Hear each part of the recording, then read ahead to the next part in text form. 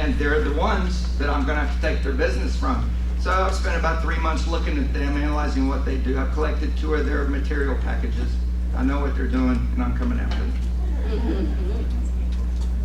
And I hope you hear me. This is not personal. This is just business. This is just business. This is Zillow going after you. It's just business. Zillow is not the evil empire, although it's run by evil people. But I'm just kidding. I'm just kidding. I'm just kidding. I'm just kidding. It's just business. Get your mind straight, because ultimately what you are trying to have is this. This is the KW mission statement. If you're a single agent, you're trying to have a career worth having. And what would a career worth having look like? What does a career worth having look like? What is the average income of a member of NAR? Low to mid 40s. Low to mid 40s average income of a member of NAR. For a whole lot of people in NAR who are working, quote, full-time in real estate, they're actually making less money than they made when they were working for the man. Is that true? And they have no benefits. And that's just ridiculously stupid. No, I'm serious, it really is. The middle class in America has been disappearing for 12 years. And it's still disappearing this year, right now. Wealth is being consolidated into fewer and fewer hands. Is that true? This is not any kind of a statement other than a truth statement. Now, I can't fix the United States of America. I can't fix the middle class. But I can fix my situation. Is that right? That will not happen to me. In fact, you can still get extremely wealthy helping people buy and sell houses. Is that true? Okay. So that's $40,000 a year. That's what I pay my runner. I'm not kidding. I don't pay anybody less than $20 an hour. I mean, nobody can live on less than $20 an hour. I know the $15 an hour thing, but it's $20 an hour. So this idea about the career worth having is simply this. Whatever you left to go into real estate, you need to be making a good bit more than what you made doing that, or you should go back to that, because that probably had benefits. And you have 0 benefits. Is that true? So you don't need to make more money. You need to make more money, and on top of that, have all the benefits package. Medical, dental, you need to have paid vacation, you need to have retirement funding. Is this all true? You need to have all that, or it's not a career worth having. Or it's not better than the career you had. It might be worth having, but not the one you had. So make up your mind about that. You better bust whatever you gave up with the career in real estate. And if you do well in that, you have the opportunity to turn it into a true business. A true business. And that, ladies and gentlemen, is the most powerful business opportunity in the United States of America. And I mean that quite seriously. The reality of an agent business, I'm talking about building a team, is quite profound. Now, obviously, I've got one and had one, and it's made me a multimillionaire. So I've lived it. But you've got to understand the principles of business. I also own market centers, large brokerages with huge overhead and staff and risk. You're right, a lot more risk. What does it cost you to go into business to help people buy and sell houses? What did it cost you as a single agent? A few thousand bucks. You went to the school, you got graduated, you took the state test, you joined some brokerage, you give them a little bit of money, give them yard signs and a box of 1,000 cards, right? And you went into business. And your business, the day you got online access to the MLS, your business was fully stocked, right? Your shelves started filling up. You turned on that inventory.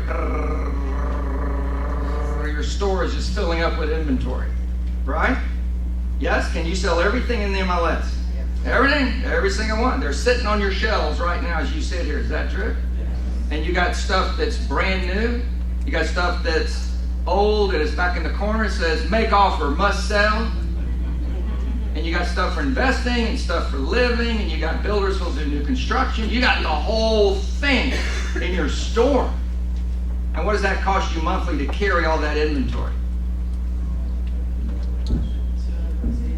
Well, no, your MLS fees. What are your MLS fees? A couple $100 a year? A couple $100. What's the current dollar value of your inventory? Your MLS inventory?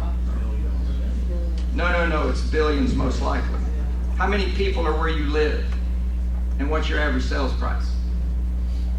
Let me reframe it from where you live, your board. How big an area does your board cover? because you can sell everything in the board.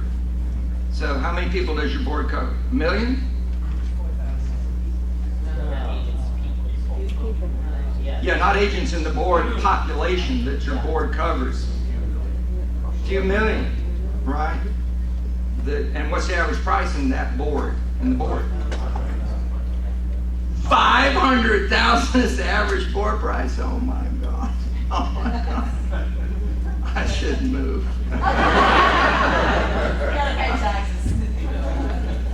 I'm not afraid of taxes. I'm afraid of being poor. I mean, I don't care about taxes. It's just another cost of being in business. I like the problem of paying a lot of taxes. I like that problem because of what it means. You understand that? Don't get me wrong. I don't want to pay more taxes than I have to, but there's nowhere in the world where you don't pay taxes. So get over it. Just get over it. So if it costs you so little, and what's your average income per sale? 10 grand. And you can sell one unit and make 10 grand. And if you're in the Keller Williams office, the market center is your leverage. You have a cap on your overhead for your waiting room, your conference rooms, your coffee for the clients, that copier, all the stuff a business has to have. It's all leverage to you. Is that true? I mean, it's whatever your cap is, that's your hard cost, retail fixed cost. Now, if you don't understand what that opportunity means, you're not paying attention, because the middle class is disappearing, and you can do something that no Americans can do. And I mean that. People who go to college, these are your family members, your neighbors, your friends. They went to college, they got a degree, they got a job somewhere, they've been working up the ladder, it's 14 years, and they're making $111,650, and they have a full package of benefits and retirement funding, and yet none of them can go into their boss and say, here's the deal, I've calculated, and I need to make double the money I'm making next year. Any questions? And the boss would just laugh and say, you're drunk, get out of here. And there's no option for them to, in fact, double their money. Is that true? And yet all of you could double your money. There's nothing standing between you and doubling your money but you. Is that true? If you're going to have to hire somebody, I understand there's work you have to do, but there's still nobody between you and doubling your money than you. Now, isn't that kind of the American dream from long, long ago, is you could start your little business and grow it to be as big as you could grow it? Is that true? And make all the money you ever want to make. And there are people that literally are still doing that. But the best industry to do that in is in the one you're all sitting in, because of the low downstroke, incredibly low downstroke to open your doors, an incredible amount of income you make for one sale, and the fact that your opportunity that you could sell is in the billions of dollars, not millions. My team has sold $1.4 billion of houses. My team, in 29 years, because that's when we started a team 29 years ago, has sold that kind of volume. My little team, a little team. So you got to think about what your opportunity is, and that is for a life worth living. For a life worth living. And that will fund the perfect life for you. Now, real estate has actually done that for my wife and I, and it's a blessing. The way you think about this money is vital to today's topic. If you're here to learn more about lead gen, my experience with agents in lead gen is they take a lot of training and they don't implement it, or if they do, they don't do it consistently, right? And consistency is the number one rule for powerful lead generation, consistently. And why don't people do it consistently?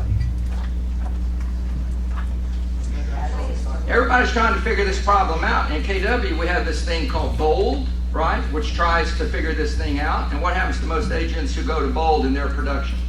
It goes up. And then what happens a month after Bold's over to their production? It goes down. So Bold knows how to get you going. Bold doesn't know how to make you stay going. And that's the real challenge. My experience with this, with my own team and all the agents I've had on my team and all the agents in my offices, is the lack of emotional attachment to the outcome. The lack of the emotional attachment to outcome. You got to want what lead gen will give you, really bad for you to keep doing the lead gen like you should. And I think this is the issue. You need to do this exercise, and it's called monetize your why.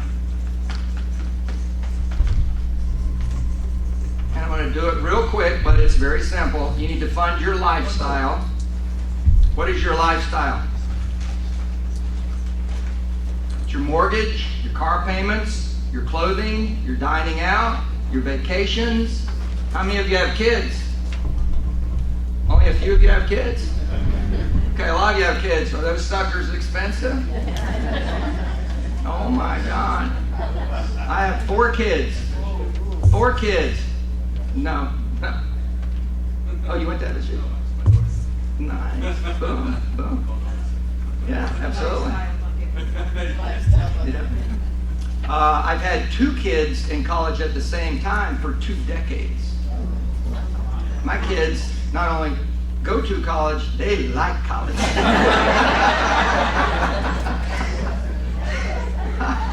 I got 2 in college right now. One's working on her master's degree, and my baby is working on his bachelor's degree. My baby. Yeah, and they chose to go to 2 of the top 5 most expensive colleges in the United States. Of course they did. They didn't pick it for that. They're both in the top 5 of the schools that specialize in their dream for their career path, right? But that's the way the cookie crumbles. If you're a parent and you don't make enough money, then your kid's going to have college debt. Is that true? Now, how big is that problem in America? Huge. How huge? Try $1,600 billion.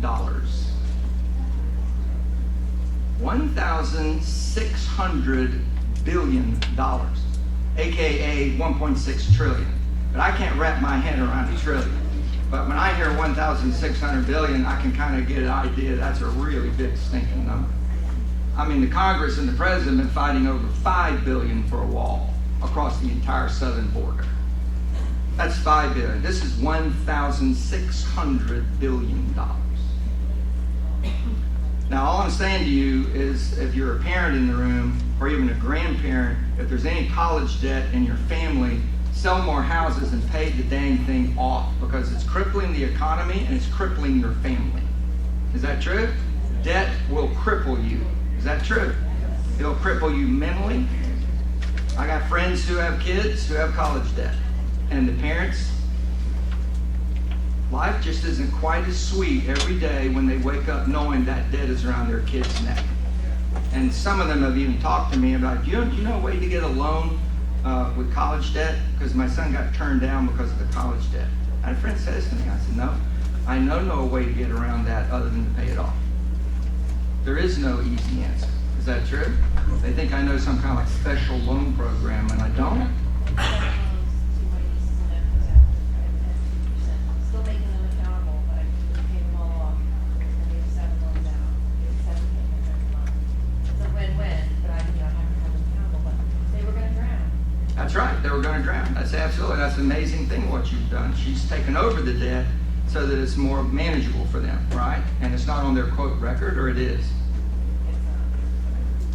Then you better be careful. I mean, it is. Because if they sign, yeah, it is. It is. Because if they're filling out bank docs and they don't state that debt, that could be a problem down the road. Yeah. So my point is simply, you need to make enough money to write those checks. To write those checks. That's part of your lifestyle, isn't it? How many of you have aging parents?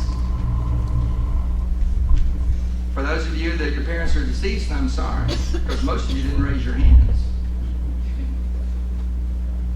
Almost everybody in the room probably has aging parents. My mom passed away in January and she was 93. And my dad passed away 3 years ago and he was 93. They both died at the same age, but obviously he was older than she was. And my dad was taught, remember how old he was? When he was planning his retirement, he was told, your retirement plan should be to 78. And my dad over-prepared because he thought, I'm going to live longer than that because we have longevity in my family. And he prepared. But when he turned 89, they could not make ends meet on the medical bills and their living expenses and the income he had coming in from all their investments. They started going negative. And my wife and I and my sister and her husband, I only have one sibling, we both immediately agreed, well, we're going to underwrite our parents. And the problem got substantially worse because my dad hit a 3-year period of declining health before he passed. And mentally, he was very strong. But physically, he had so many ailments and so many medical bills that the VA, he was a vet of World War II, it just didn't cover it all, or the care was so crappy I wasn't going to make him drive to a different city and wait in line for 5 hours to get told the doctor won't see you till tomorrow and that kind of stuff. They said, we're done with that. We're done with that. And I'm not trying to be critical. Again, I live in the world of reality. This is the reality that I see around me. It's not a political statement, not anything. It's just the reality. So at the end of the day, I'm not going to make this a long story. He passed, and my mother had developed dementia. So after he passed, there was no one in the house that had a full mind, which meant she had to have care in the house, and it ended up being round-the-clock care. And that cost, on top of everything else, that is $147,000 a year. We added 3 people to our payroll who did nothing but sit and watch mom and make her breakfast, lunch, and dinner. And try to get her to walk and try to get her to exercise, and she just, her mind was gone before she passed, so we literally felt relief for her and for us when she passed, because she was long gone, and she literally wasn't living, quote unquote, in any kind of, she just sat in a chair all day, stared out the window. It was terrible. My point is, if I hadn't written those checks, my mom would have been in some institution, and God knows what would have happened to her there. It's just horrible what happens in some institutions. Some, quote, nice institutions, bad things are still going on. Is that true? I see a lot of you nodding your head. You just don't know. You just don't know. This is up to you. This is your lifestyle. And what about your things you care about? What about your faith, your temple, synagogue, church? When they pass the plate, do you put in $1? Do you put in $10? Would you like to put in $1,000? How do you feel about that? Does it really matter to you? And what about your causes you care about? What about Cancer Society, American Diabetes Association, March of Dimes? These are all institutions that do incredible things that the government's not doing. Is that true? All of those that I just mentioned have been a significant role in my life. And my wife and I write checks and donate time to those things because we really, truly care about what they're trying to do. We really care. We really care. I've been personally impacted. Anyway, so this is your lifestyle. This is all up to you because you can sell more houses. And then you need to make investments. What do you need to make investments for? Huh? Retirement. But maybe not. Accident and illness happen every day to people. Is that true? You hopefully will quit work when you decide you no longer want to work. But a lot of people all of a sudden can't work. Is that true? And if you're not financially prepared for that, and you can't work, and you don't have enough money, you're going straight to a really bad place in your life. And there's no exit. If you can't work, there's no exit. You don't have enough money, you can't work, you just went straight to hell. Y'all understand this? And if you're not thinking about that and doing something to prepare, you need to wake up. It's make investments, and if you don't have any, then right now initially, sell enough houses to make enough money to get really good disability insurance and income interruption insurance. Because accidents and illness are going to happen in this town today. And somebody's not going to be able to work for months, if not for the rest of their life. This is true. It's going on all the time. It's going on all the time. So invest. And then you need to get out of debt. What's the biggest annual debt you have? It's not. That's the biggest single debt you have. The biggest annual debt you have is the IRS. That's the biggest annual debt, right? And, oh yeah. Yeah. We don't have your state income tax though. We got no state income tax, brother. You should buy a second home in Florida and then make that your domicile and then change your tax rate and keep selling houses in Jersey. Legally by having a team. So think about this money. And I'm not going to go crazy here, but let's say your lifestyle that you want. And remember, this is paying for kids' college. This is having a real vacation. I mean, a significant vacation. You talk about big time. Let's say $250,000. Now, investing. A lot of people look at investing and they don't seem to have any connection to it other than, yeah, I want to invest and I want to make it as big as possible. That's not the way to think about investing at all.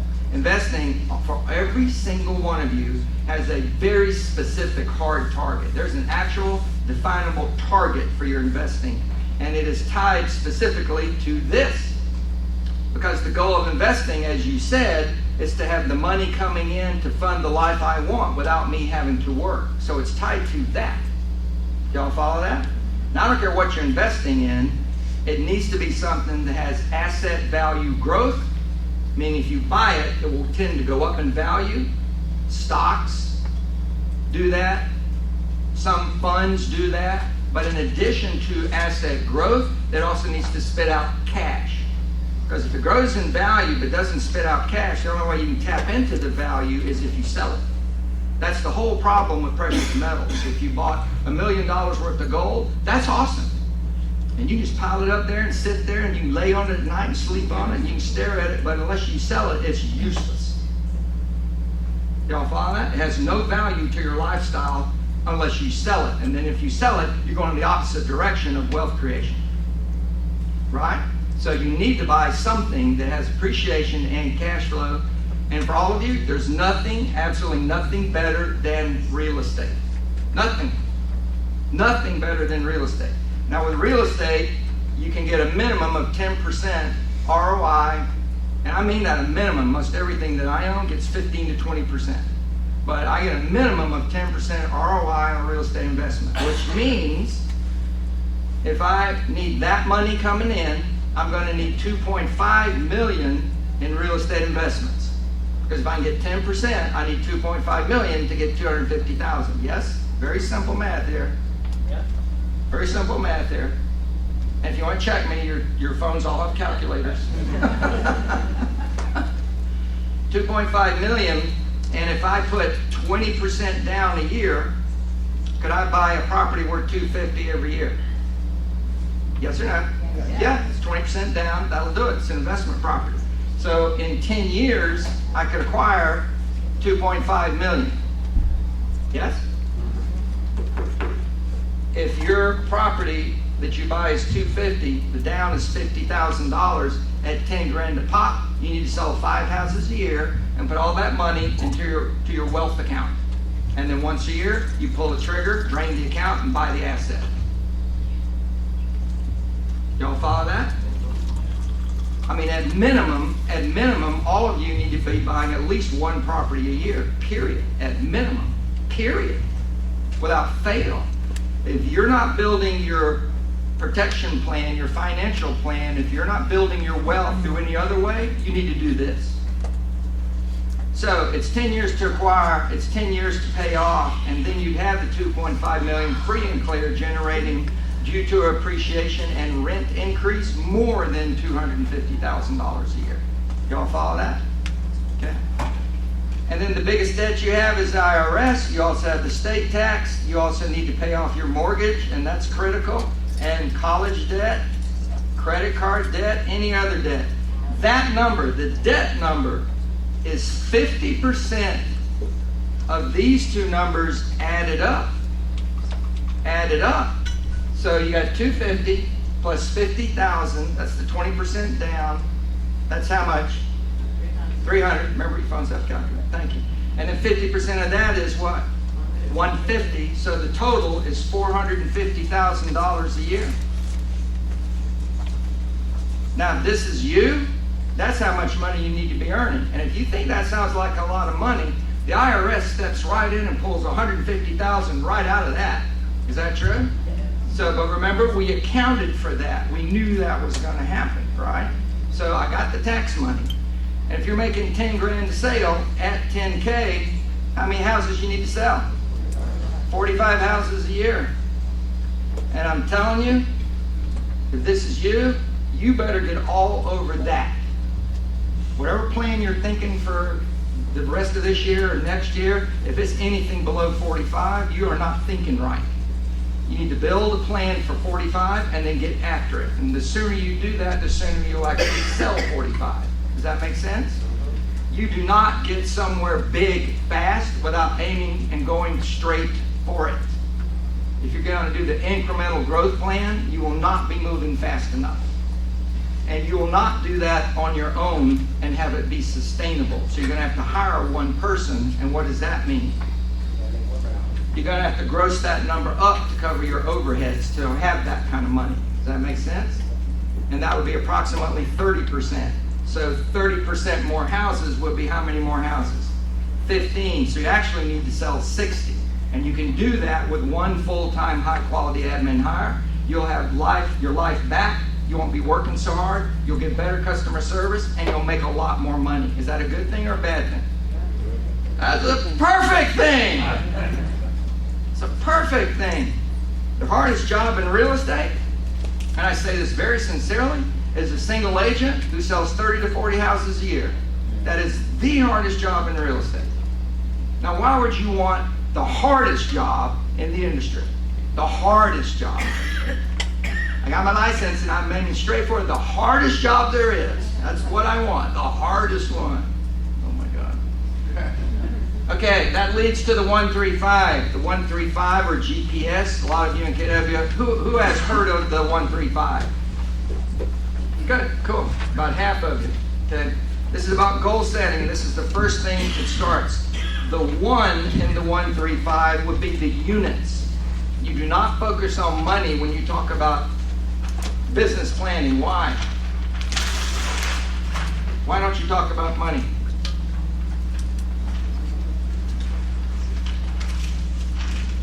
Did I mention this was going to be interactive? Why don't you focus on money? One big deal can screw up your numbers. Or not. If you were counting on it, you didn't get it right. Yeah, you're saying it, but I'm going to say it in a different way. Money doesn't tell you the work that has to be done. Units do. Right? $10 million in real estate could be 10 deals for some of you. But where I live, it might be 100 deals.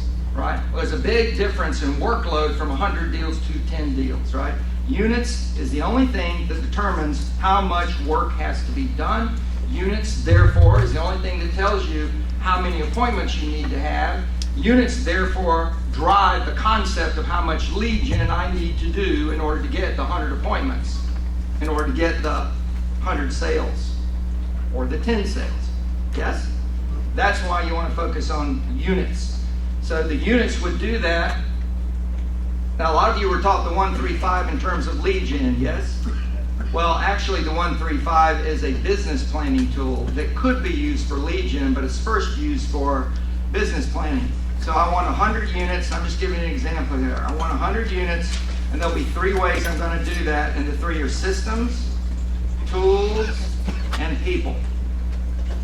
And then each of those would have 5 actions or specific targets in order to achieve the 100 units.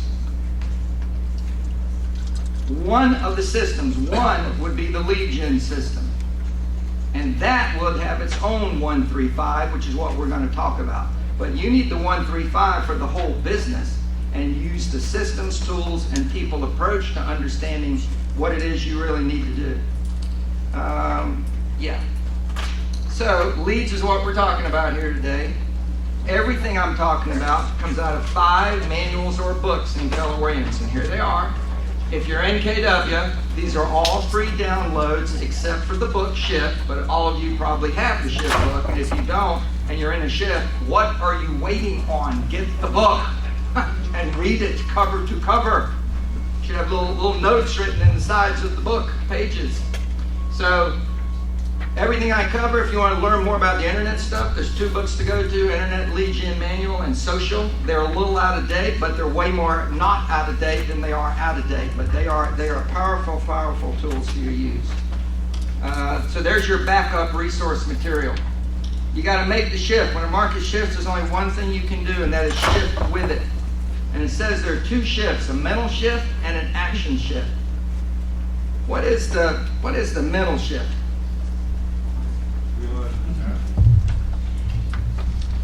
Well, that's it. Number 1, embrace reality. Just deal with the reality of the stinking thing, right? Like when you get an illness, deal with it. Don't hide it. Don't, oh my God, what am I going to do? I think I'm going to drink for the next 6 months.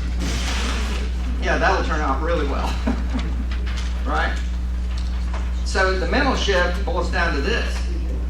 And it's kind of what we already talked about. These numbers.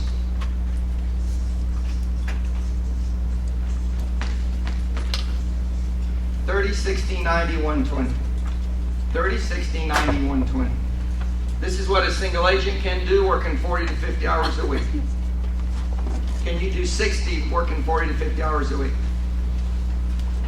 Yes, you can with help. Can you do it with 90? Yes, you can. Yeah.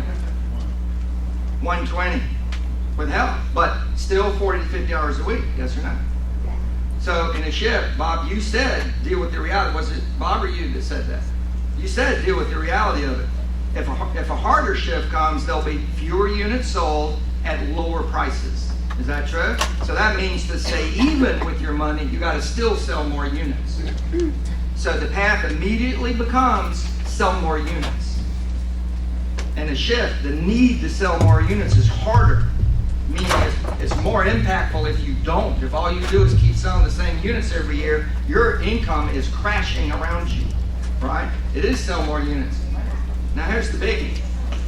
Can you sell 240 houses a year working 4 hours a week? That's what I do. That's what I do. I hear you in a prize, you're awake. He's on the front row and he's awake. That's what I do. Now what's the point? This is the mental shift. This is the shift. You're feeling it right now. What's the point? It's not about more hours. The shift is not about more hours. You making more money is not about more hours. It's about the way you think and the way you behave in the hours you work. The shift mentally is simply, I can't keep doing what I've been doing. I gotta change. I gotta change. That shift, that mental shift that I will no longer spend every day the same way I've been spending my days, that's over. And until you make that mental shift, you'll keep spending your hours the same way you've been spending your hours. And unfortunately, if the prices are going down, you'll be selling the same units and making less money because you still haven't woke up. Y'all get that? You ain't woke up. And there'll be people like me plotting on how to take your business away from you because you ain't woke up. I'm dead serious. These 3 people, they ain't woke up. I'm going to give them a rude awakening. That's the mental shift. So what's the action shift? If you make that mental shift, I can't keep doing things the way I've been doing them. I want more 30 people in Tuscany in a villa, and I'm paying for it. Take the whole family over. My cousins, everybody.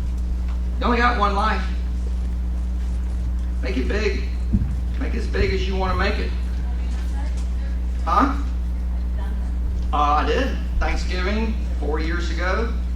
I mentioned I have one sister. She and her husband, their kids, her grandchild, all my kids. We all went over to Tuscany, had a villa. Had a guy named Guido who cooked.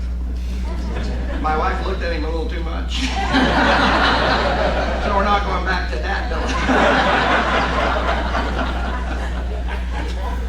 Yes, ma'am. Yes, ma'am. So the action shift, if you get the mental shift right, then you understand if you got to change what you're doing, that literally means these are the 3 things in terms of actions. There's something you're doing you need to do more of. There's something you're doing you need to do more of. There's something you're doing you need to stop. Cold, hard stop. Stop. Just stop. Don't do it ever again. Stop. Stop. And there's something you're not doing you need to start doing. And you can do it because you stopped doing something. So this is not about more hours, it's about changing what you do with the hours. And the mental shift is required first, and then the shift that literally will show up in your behavior is in those three things. So when you go to bold, I think all of you raised your hands and said, bold actually increases my success. Is that true? Who's been to bold? Wow, awesome. Is that a true statement, that bold increases your success? Okay. And what's the fundamental reason why that worked? It's not accountability. Accountability made you do what worked. What worked? You talked to more people. Yes or no? What happened at Bold was you talked to more people, and when you talked to more people, you did more business. Now that needs to go up. That literally has to go up. You have to talk to more people, but understand, talk to more people comes in 4 modalities. In today's world, we are my team are talking to people 12 hours a day, 7 days a week, 365. Talk to people is like this, like this, like this, and like this. And that's all talk. Now, in order for it to be a valid talk, what has to happen? There's talk and talk. In other words, there's invalid talk from a business point of view and valid talk from a business point of view. What's a valid talk? Say it again.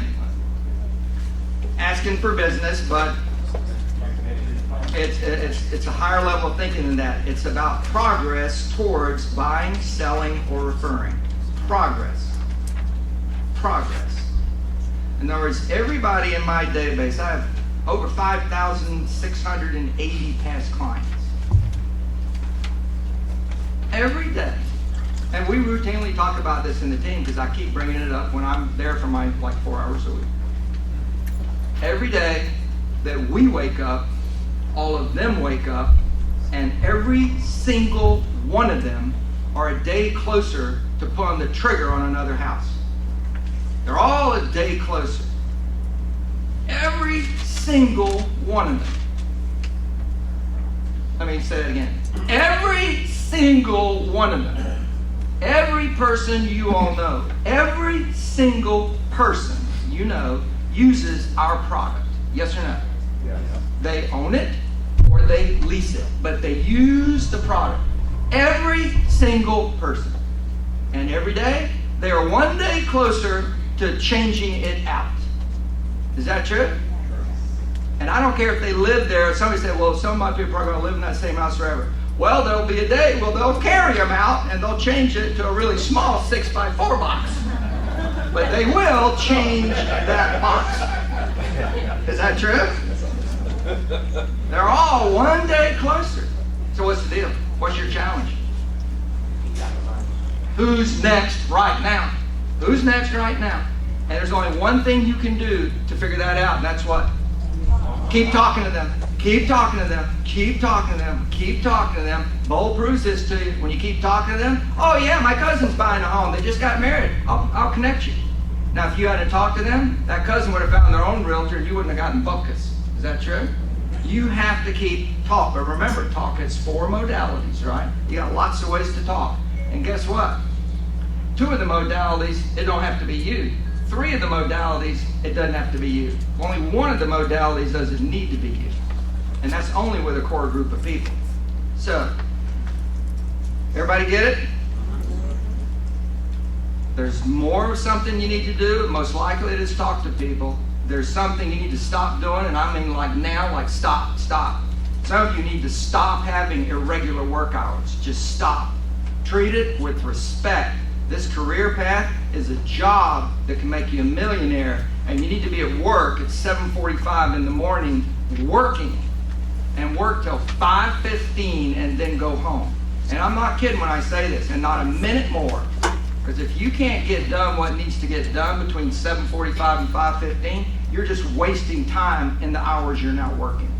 And the way to fix that is not throw more time at it, it's stop yourself. Just stop. Go home, get a cold libation, go sit in the backyard, look up at the sky and say, what is the matter with me? I worked all day long and didn't talk to anybody about buying or selling. What is the matter with me? I mean it.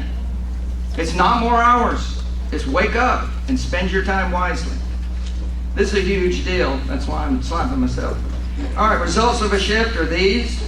Fewer leads, fewer showings, increased days on market, demand slows down and supply builds up. The market sees less closings, and yet, sales keep happening. In 2006 and 07, we had the greatest real estate recession since the Great Depression. Is that true? Yeah. How many of you were active realtors during that phase? So you all remember, it was real, right? And the industry collapsed. We had the best year ever, still to this day, the best year ever in units sold, residential units, in 2005, and it was 7.2 million residential units. How many units are we estimating we're going to do this year? Does anybody know? Residential units. We'll be good if we get to 5 million. They started the year saying we get over 5 million, and then 3 months ago they're saying it doesn't look like 5 million, and now they're saying it's around 5 million, but it's around 5 million. Is that a pretty big gap? 7.2 to 5. Yeah, that's a big gap. That's a big gap. That's a big gap. But the 7.2 million year, what of those were new construction?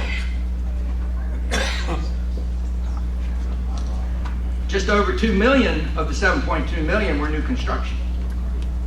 And 4 years later, when new construction hit rock bottom, how many new units did they sell in the worst year ever for the new construction business? Good morning. That's exactly right, young man. It was about 240,000 houses. From 2 million down to 240 in 4 years. Is that a collapse? That's where the real collapse happened. Resale units, if you pull the 2 million out, we're at about 5 million. It was just over 5 million resales in the best year ever in 2005. And 4 years later, resale units were just under 4.8 million. So the fall off was no more than 10% of resale units. What does that mean to you? Remember, this is the worst year since the Great Depression, and the fall off was 10%. What does that mean to you? If you wanted to stay even, you needed to work 10% harder. If you just wanted to stay even, and I'm talking about units now, units, but because prices collapsed, if you wanted to make the same money, you had to work about 30 or 40% more. Y'all follow that? It's just a work question, right? It's just how much work do I have to do? It's a work question. So the resale residential industry is essentially bulletproof. Bulletproof. Houses are going to keep getting sold and keep getting bought. And in the collapse, a lot of houses were sold by banks and were bought by investors. Is that true? But if you were a broker, could you make money in that deal? Oh yeah, oh yeah. And some of the investors I bought, then I leased for them, made money doing that. And then some of the tenants ended up after 2 or 3 years, got their credit fixed, and they were back buying. Is that true? And because I stayed in touch and kept asking them questions, so what are y'all thinking? Did you get your credit check fixed? Did you get that problem fixed? We're having a credit fix class at the company. You want to come down to it? Because we took steps to do that, we made a lot of money in the recovery. Still are. Okay, so the market is to be paid attention to, as Bob said, but it is not to be afraid of. It is to know what kind of action you need to do. So that boils down to this, finding the motivated. And when it says motivated, this is right out of the Shift book. When it says motivated, what does that mean? Motivated to do what? Buy, sell, refer. Don't ignore refer. It's buy, sell, refer. Your quote Mets. Mets should include people that you know by relationship and people that you have done business with. But they're all your Mets, right? That Met category can buy again, sell again, and also refer you. Is that true? Now the strangers you go after can only buy or sell. They don't know you, so they're not going to refer you. They can only buy or sell. Now, which would you rather work? Mets or non-Mets?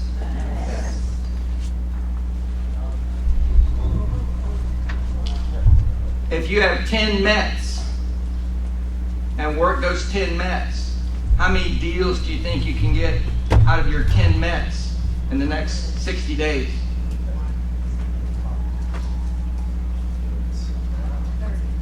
Judging by the varied answers, there's a lack of clarity on the real answer here. What's the maximum capacity?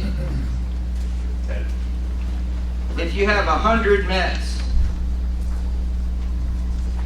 follow the conversion numbers. The conversion numbers to close sales in the red book were what? No, 2 and 12. 2 and 12. And the reason was the Mets themselves can buy or sell, but they can also refer you. So there's one actual piece of business and one referral business for every 12. In units, just 1 and 6, right? Just use 1 and 6.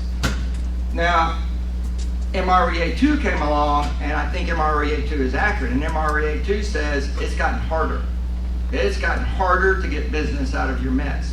And it's gotten substantially harder. It has gone from 1 in 6 to 1 in 10. 1 in 6 to 1 in 10. If it's 1 in 6, how many deals should I get out of my 100? I mentioned this is the 4th time now. There's a calculator in your phone.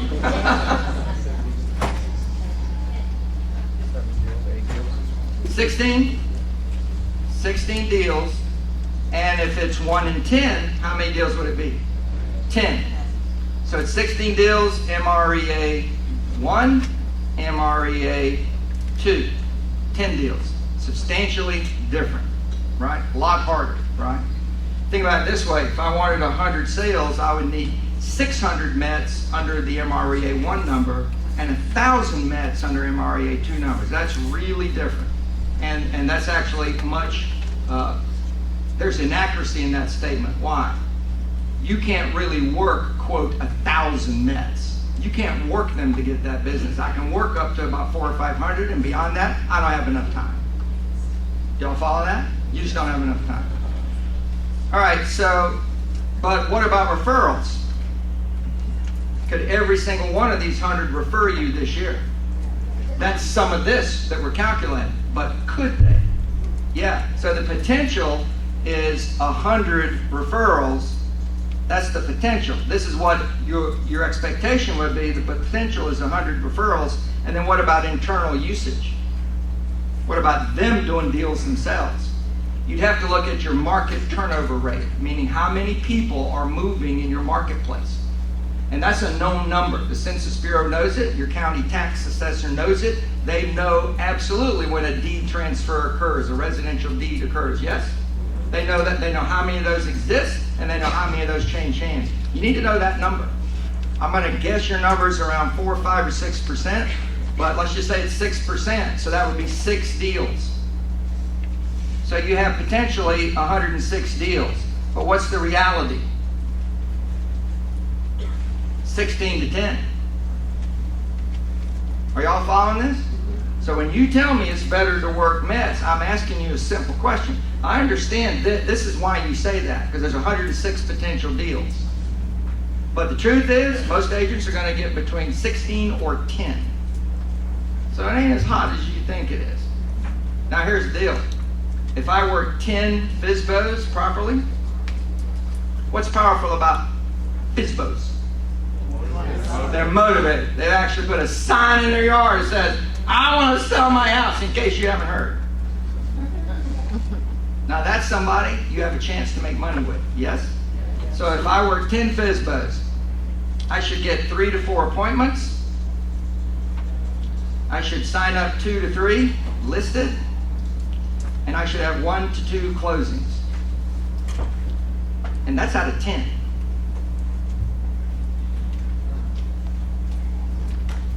Instead of working 100, look, there's your 10 right there. 10. So instead of working 100 to get 10, I could work 10 and get 1 to 2. Yes?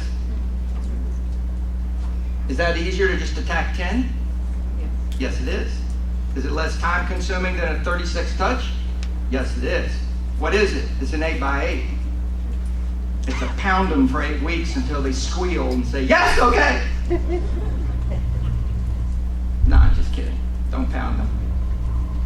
Entice them. Okay, the motivated. Looks like this. The 3 L's. Leads. Anybody that's new? Anybody 1 year or less in the business in the room? Oh my God, welcome to the club. Welcome to the fraternity. You're in the right place at the right time. I mean that. Your challenge is, if you're new, this might all feel like a pipe. You know, it's too big of a pipe. It's drinking out of a fire hydrant, but don't let that, take notes, don't let that bother you. If you're a new agent, I don't know how many leads you need. You don't know how many leads you need, and nobody can tell you how many leads you need. Because it depends on where you're going. What are you working? Are you working your sphere? You working FISBOs? You working the internet? You working Facebook? You door knocking? I don't care what you're doing. Those all have different conversion rates, right? So I can't tell you that answer. Plus, because you're new, you're going to be really pretty bad at some of them. And some of them you'll be better. Is that true? So I can't sit here and just figure that out. It's impossible. But I can tell you how you know when you have enough leads. And when is that? When you're hitting your appointment goal. There's only one purpose of leads, and that's to get appointments. So when you start to hit your appointment goal, you found the right number. Y'all follow that? You will just have to work really hard until you start getting appointments. And when you start to get an appointment, whatever you did, however many doors you knocked on before you got the appointment, write that number down and do it again. I'm not kidding. When you call your sphere and finally you get a lead for an appointment, however many you called, write that number down. Now do it again. And you'll get better at it, and it'll take fewer for you to do, because you'll keep making repeat calls at a certain point, and you're better at it, and they're ready to help you more. Is this all true? It gets better. It's hardest at the beginning in anything. Bicycle riding and lead generation. Is that true? It's hardest at the beginning. Get over that part. So, here's the deal. Everybody in the room, every single agent in the room, all of you need a minimum of 1 appointment a week. 1. If there's any one thing for you to focus on to get your career going, it's that. There's nothing else more important than that. Nothing. Nothing. 1 appointment a week. An appointment is not over drinks at the bar. An appointment is not at Starbucks having a coffee. That is not an appointment. An appointment is 30 minutes to an hour in your conference room, in their office conference room, or in their home, talking about buying or selling real estate. And gathering the information and helping them make decisions based on their wants and needs analysis, which we'll talk about later. 1 appointment a week. What would that create for you in sales? Who knows the Red Book? And if I asked how many of you read it, there'd be a bunch of people who got their hand up. This is at the heart of the economic model. This is the heart of the economic model. 2.5 years of research on the relationship of appointments to close sales business. This is a known number. By the way, MREA2 said it's the same number. So we had 2.5 years of research to say it's this number of appointments to get this number of closed sales.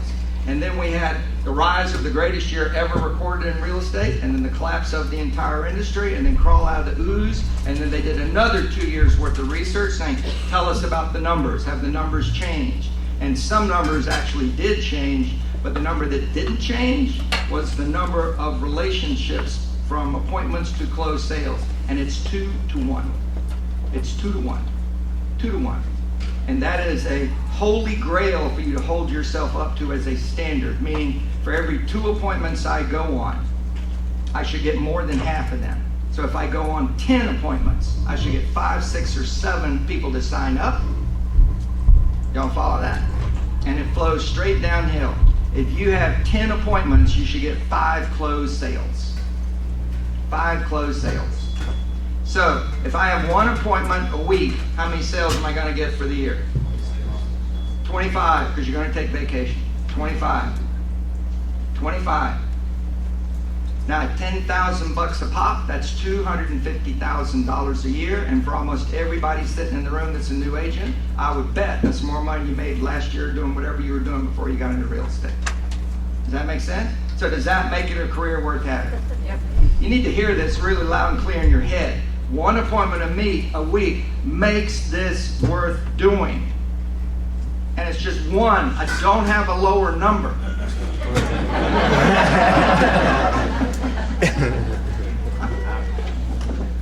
But understand what we're really making loud and clear here. Consistency is the issue. And when you have inconsistent appointments, you will have inconsistent money. And when you have inconsistent money, you're weak. And I literally mean that. You're emotionally weak. You're scared you're not going to make money. And when you're scared, I'm telling you, people sense it around you. They sense it through pheromones, through body language, but and they're nervous about hiring someone who's nervous about doing the deal. Is that true? They like confidence and power. Is that true? Yes or no? Yes. Yes, they do.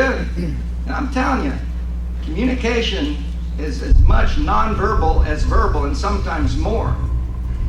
Yes? Yep. So, one appointment a week. When you can get one appointment a week, you will have 26 closed sales. There will be more buyers than sellers closed. Experienced agents, is that an accurate statement? Yes. That's where the new agent's going to find themselves, is it's easier to find buyers than sellers.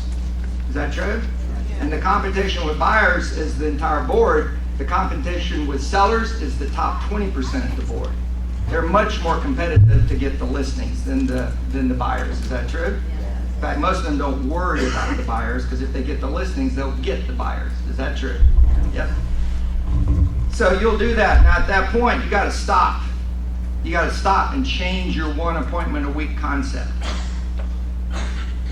Somewhere in the path of you getting one appointment a week consistently, and it could be 3 months or 9 months, but somewhere along the way, it'll be 0, 0, 1, 0, 1, 1, 1, 0, 0, 1, 2, 0, 0, 1, 1, 1.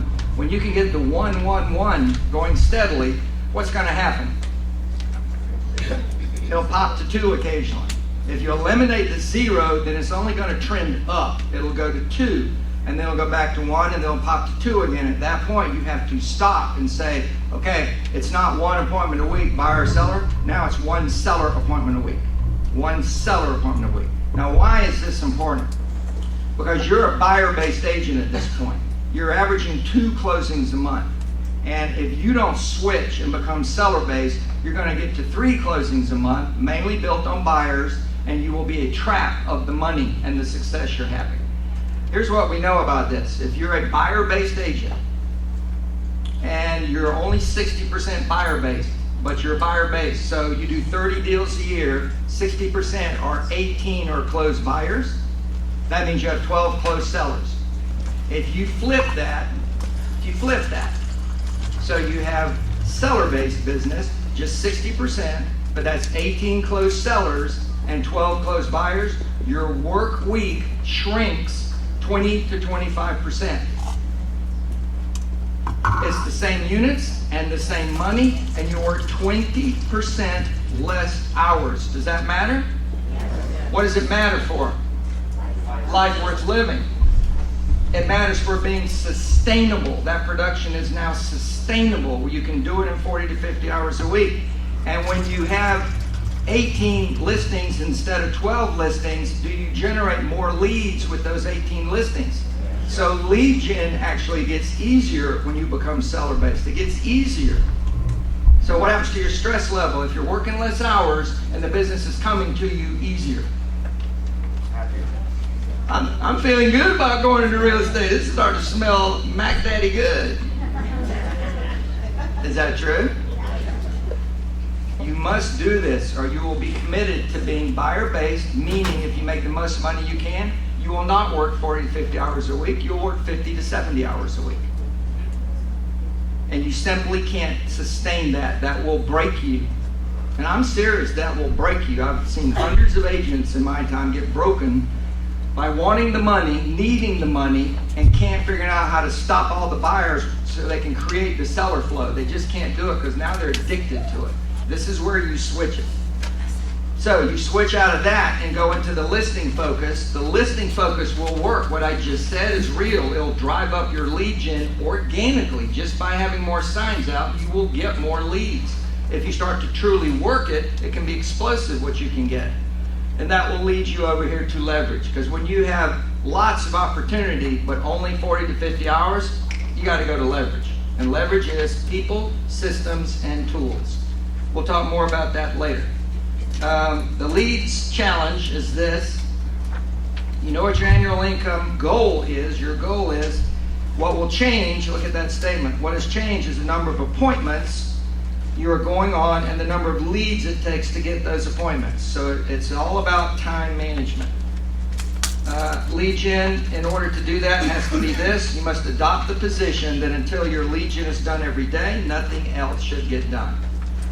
I am going to say it again, though. Don't read that and I'm working 7 days a week. You need to get automated, self-running lead generation plans. And in KW, I know we have some guests in the room, but in Keller Williams, you're about to get handed the most powerful auto-functioning lead generation tool called Command that has ever been created in the real estate industry. It is going to radically change your opportunity to have a really powerful lead gen opportunity, bigger than you've ever had before, way bigger. As Gary has said it, this is going to be a land grab. This is a land grab. Like the middle 1800s when they opened up, if you just ride out into the west and stake a claim down, it was your land. It's going to be a land grab. And what's the land grab he's talking about? Eyeballs on the internet. Eyeballs on the internet. Zillow was built by non-real estate people. It was built by venture capitalists. And the venture capitalists looked at our industry and said, you know what? Agents are just flat out stupid about technology, and they're lazy and they won't learn what they need to learn, so we can dominate the eyeballs on the internet and take those and turn around and sell those eyeball leads to the agents for big money. We can get a third or more of their money just because they don't understand technology and they won't change. They're lazy. I'm not kidding. That's the bet they made. And how'd they do? They haven't done pretty damn good yet. No, I mean it. They're still not profitable. If they'd done pretty damn good, they'd be making a lot of money. And they're actually not. It's very expensive to do what I just described. Very expensive. All right? So Mr. Keller took it on himself now. He tried to do it with all of the other brokerage groups, and they wouldn't do it. They wouldn't agree to battle against Zillow. Why? Y'all, I'm talking about Project Upstream. Who remembers Project Upstream? You remember that? That was an effort to get the top brokerages together to take control over where our listings were shown on the internet, right? Because your MLSs sold you out a long time ago. They just sell those leads, right? Those companies that you have a contract with own that data. You don't own that data, and they sell and make money off selling that data. Is that true? Yep. That's true. But why didn't the brokers want to do this? Not too expensive. No, they're not lazy. No. They couldn't agree on who got the control over where the listing went. Where do you think Gary wanted the control to be? The agent. The agent. Your listing, your lead. He was adamant. He was unchangeable.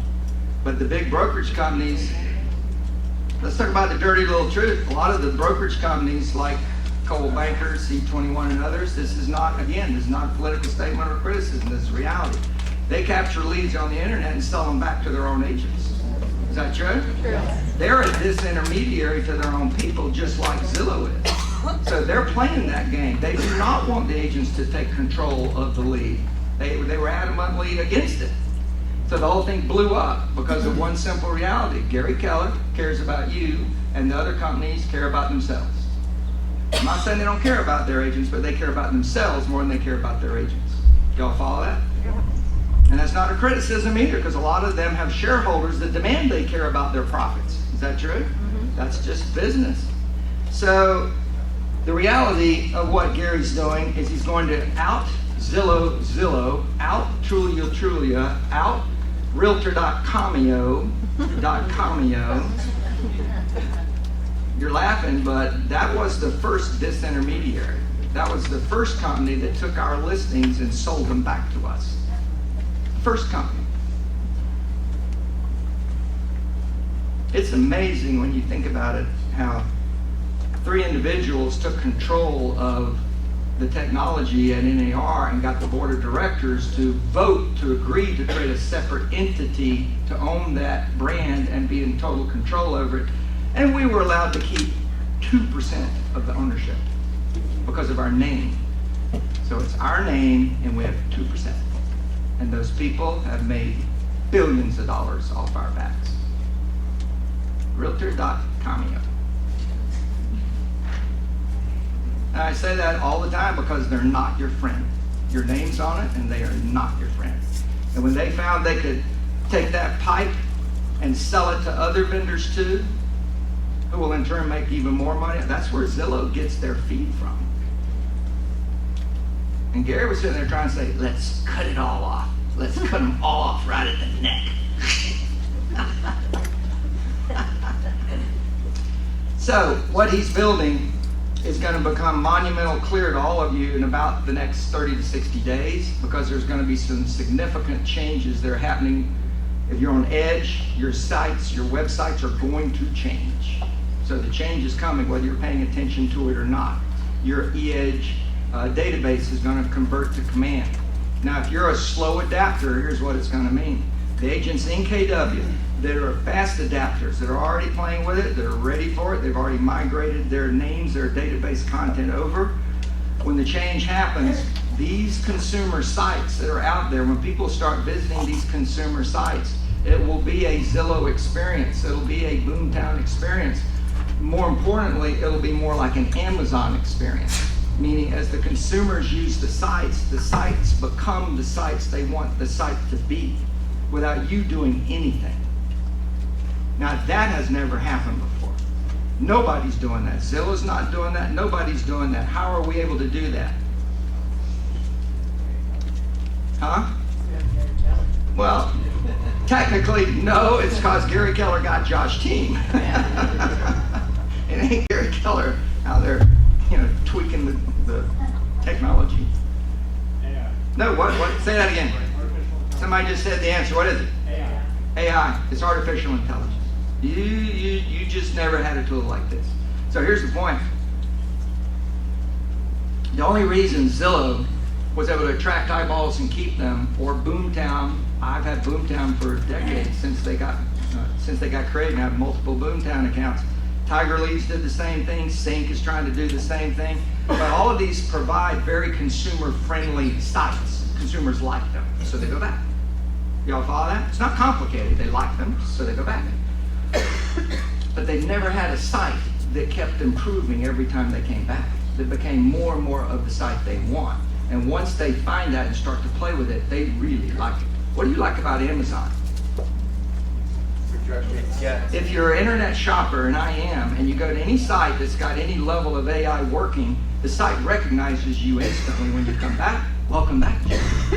Would you like to continue looking at Levi's? We have sales on 4 different brands of Levi's. The shirt you bought 2 years ago would be a good match for these jeans. I'm not kidding. It knows all my data, it knows who I am, and it knows my habits. And the site is always what it thinks I want the site to be. We're going to talk about this later today when we talk about internet lead generation. But my main point right now is if you don't start adapting, the agent sitting next to you that is adapting is going to be grabbing eyeballs that you could have grabbed had you been adapting at the same rate as the agent next to you, and you won't have a shot at them. Because once they find the site that they really like, they're not going to change. And that's why Gary says it's a lane grab. The people that use the tools and get the eyeballs are going to win. Period. So KW agents are going to be taking business away from fellow KW agents, not deliberately, but because they're slow to react, which is what created Zillow. Y'all understand this? But now it's literally going to be your career's on the line. If you don't adapt these tools, either Zillow is going to cream you or a fellow KW agent is going to cream you, but AI is going to dominate. And if you think it's not, you're just being naive as all get out. It's going to take over. It's going to take over. And we're the only one who has a shot. Why do you think Realogy did a deal with who? Amazon. Why do you think they did that deal? No, they finally woke up. They hired, I'm sure, some consultants who said, look, guys, Gary Keller has big data and AI. He's going to cream your butt unless you get those two, and he's 2 years ahead of you, so I don't know, it's pretty hopeless. And they made a deal with Amazon because Amazon has big data and AI, period. It wouldn't surprise me if Facebook didn't do a deal because they also have big data and AI. Wouldn't surprise me a bit. Maybe Facebook and Remax. I'm not kidding. The game is big data and AI, and if you ain't got it, you better affiliate with somebody who's got it or you're toasted, and they all know it. They all know it. What's going to be the outcome of the one with Realogy? Realogy agents are just going to be paying out of the nose. I think the estimate I saw was 47% would be the maximum amount of GCI they're going to get. Maximum amount. Oh my God. All right, we're going to take a break in a minute. I just want to hit these two things. So the MREA 20% is listings. The MREA 20% is listings. Listings. A lot of people say it's lead gen. It is not. It is listings. It is listings. You use lead gen to get listings, but the focus is listings, not overall lead gen. Here's why. Marketing opportunities, control of time, maximum per hour compensation, volume, better market knowledge, bringing more buyers and sellers. Top teams focus on this more than anything else. Is your board an 80-20 board? What do I mean when we say that? In most board of realtors around the nation, if you do a top-down report, you will see the volume is done by a minority of the agents. And whether it's 30% do 70 or 20% do 80, whatever the deal is, my local board is 85-15. 15% of the agents are doing 85% of the volume. But every time we say that, the agents in the industry think we're saying they do the deals. Yes, but you're missing the point. What's really going on in almost all boards, in my board, is 15% of the agents are taking 85% of the listings. If they take the listings, their name's going to be on 85% of the deals. Y'all follow that? It's not they get their name on the deal. They're not doing all buyers. That's not their focus at all. But they get the listing, so their name is automatically on the deal. This is my deal. We've always focused on a listing book, and that drives everything. So working with sellers, these are the 4 classic places to work with sellers, and we're going to talk about these later today. If you want to build your business away from being buyer-based to seller-based, these are the 4 go-tos that work anywhere for the most part. Calling your sphere, but changing your script. We're going to talk about that. FSBOs, expireds, and then circle prospect around your listings that you have sold or pended. You always want to work your listings. That environment that your listing is in. You have 3 months on average to create a real identity in the mindset of about 100 or so people, and you can find the people that are next and you can sign them up if you do what? Talk to them. Talk to them, right? That's all there is to it. It's not complicated. There's strategies there that we'll talk about. So here's tactic 2. Remargin your business. Watch your expenses. We're not here today to tell you to drive up your expenses. We're here to tell you to be smart with your expenses. There's some money you're spending you need to spend more of, but there's some you're spending you need to stop spending, right? And maybe add something, maybe something powerful. The margins are 30% cost of sales, 30% operating expense, and 40% gross margin or gross profit. Okay, you're going to do more with less, and that is called leverage. And we're going to talk about that after the break.